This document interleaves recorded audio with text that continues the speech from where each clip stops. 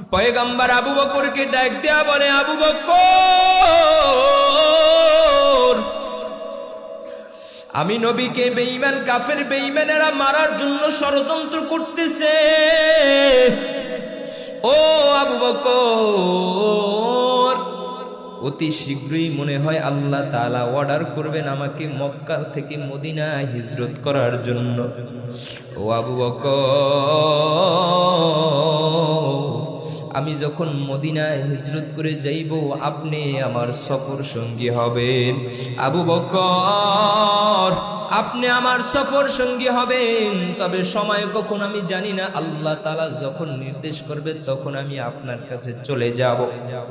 এই কথা বলার পর আবু বকর বাড়িতে চলে গেলেন। কিতাবের ভিতরে আসছে অনেক দিন পর, কেউ কেউ বলে 6 মাস, কেউ কেউ বলে তারও বেশি। আল্লাহ রাসূল সাল্লাল্লাহু আলাইহি ওয়াসাল্লাম একদিন গভীর রাত্রে আবু বকরের বাড়ি চলে যায়। গিয়া একটা আস্তে একটা ডাক দেয়া, আবু বকর।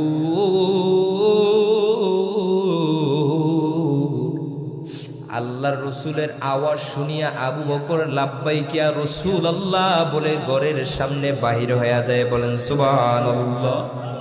আল্লাহ রসুল ডাক দেয়া বলে, আবু বকর, তুমি কি ঘুমাও না রে? আবু বকর, তুমি কি ঘুমাও না? আবু বকর কথা বলে না, আবু বকর কথা বলে না। আবু বকর নিচের দিকে তাকায় চোখের পানি ফালায়া দিছে। পয়গম্বর বলে, আবু বকর